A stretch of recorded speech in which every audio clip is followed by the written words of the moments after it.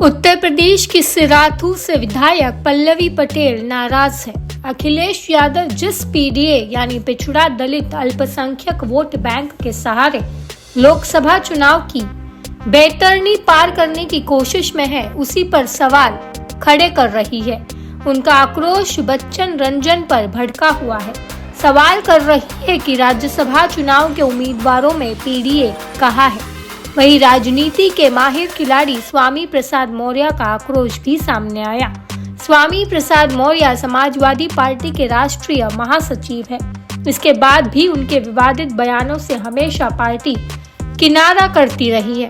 ऐसे में वे सवाल कर रहे हैं कि दलित पिछड़ों को जोड़ने के लिए वे जिस प्रकार की रणनीति पर काम कर रहे हैं, उस पर सवाल खड़ा हो रहा है।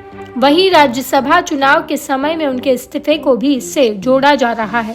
दरअसल स्वामी प्रसाद मौर्य को राज्यसभा चुनाव के उम्मीदवारों के नामांकन के दौरान नहीं देखा गया। इसके बाद से ही सवाल उठ रहा था कि कहीं वे नाराज तो नहीं चल रहे हैं। भाजपा ने यूपी से 10 सीटों पर राज्यसभा चुनाव के लिए 7 सीटों पर उम्मीदवारों की घोषणा की थी। हालांकि सपा के उम्मीदवारों की घोषणा नहीं हुई। सूत्रों के हवाले से खबर आई कि 3 उम्मीदवारों के नाम का चयन कर लिया गया है। सोमवार को इस प्रकार की सुगबुगाहट हुई।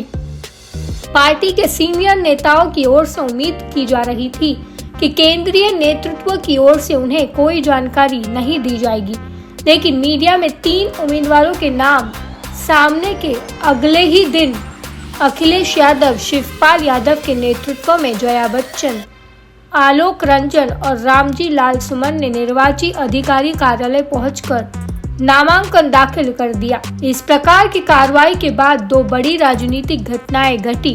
पहले तो अखिलेश यादव के करीबी माने जा रहे स्वामी प्रसाद मौर्य ने राष्ट्रीय महासचिव पद से इस्तीफा दिया। इसके बाद पल्लवी पटेल का बागी रुख सामने आ गया। स्वामी प्रसाद मौर्य ने नाराजगी का कारण राष्ट्रीय महासचिव पद के अधिकारों को लेकर जताया। उनके बयानों को निजी बताए जाने पर वे आहत दिख रही है। इसके अलावा पार्टी के स्तर पर उनका पक्ष न लिए जाने को लेकर भी उनकी नाराजगी सामने आई। स्वामी प्रसाद मौर्य कह रहे हैं कि दलित, पिछड़ा और आदिवासी समाज को सपा से जोड़ने में वे कामयाब रहे। उनको साथ लाने और सपा के वोट बैंक में इजाफे के लिए दिया गया बयान निजी कैसे हो सकता है। हालांकि महासचिव के अधिकार और निजी बयान बताए जाने के मसले पुराने हैं। अचानक इस्तीफा क्यों, इस पर राजनीतिक विश्लेषकों की राय अलग ही है। स्वामी प्रसाद मौर्य नाराजगी का कारण दिखा कुछ रहे हैं और असली कारण कुछ और ही है, यह दावा किया जा रहा है। दरअसल स्वामी प्रसाद मौर्य ने अपने बयानों में अपनी बेटी और बदायूं से भाजपा सांसद संघमित्रा मौर्य की राह में रोड़े अटका दिए हैं।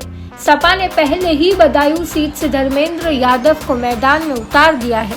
ऐसे में उन्हें उम्मीद थी कि संघमित्रा को सपा पीडीए पॉलिटिक्स के तहत राज्यसभा भेज सकती है, लेकिन सपा ने राज्यसभा चुनाव में स्वामी प्रसाद मौर्य को पूछा तक नहीं। ऐसे में वो खुद को राष्ट्रीय महासचिव के पद से अलग करते दिख रहे हैं। यह स्थिति अखिलेश यादव के लिए चुनौतीपूर्ण होने वाली है।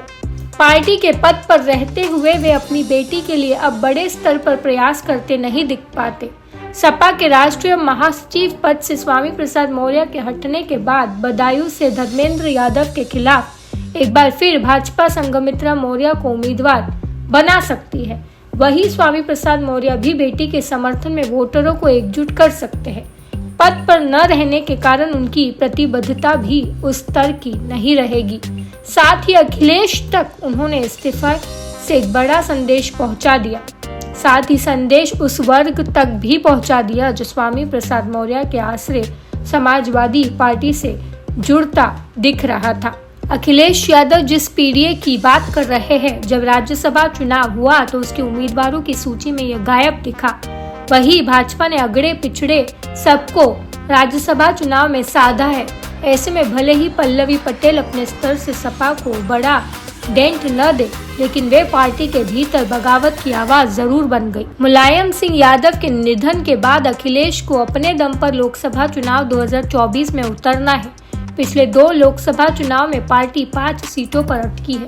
इस बार कांग्रेस और बसपा की कमजोरी उजागर होने के बाद भी सपा अपनी स्थिति और समीकरण को अपने नेताओं के बीच ही स्थापित करने में कामयाब नहीं हो पा रही। ऐसे में मुश्किलें कम नहीं हो पा रही है।